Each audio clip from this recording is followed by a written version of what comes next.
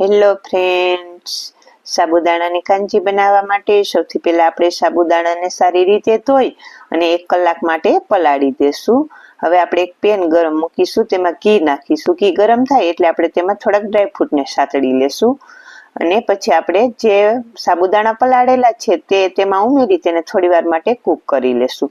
સરસ કૂક થઈ જાય પછી આપણે તેમાં દૂધ ઉમેરીશું અને તેને સાબુદાણા સાવ કૂક થાય ત્યાં સુધી આપણે તેને થવા દેશું. પછી આપણે તેમાં પોણી વાટકી ખાંડ ઉમેરીશું અને તેને સારી રીતે કૂક કરી લેશું.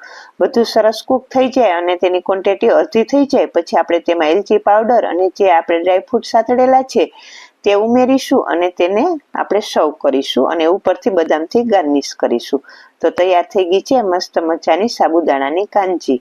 ફૂલ વિડીયો જોવા માટે પેજને લાઈક કરો અને ચેનલને સબસ્ક્રાઈબ કરો. તો તૈયાર છે વ્રત ઉપવાસમાં ખાઈ શકીએ તેવી સાબુદાણાની કાંજી.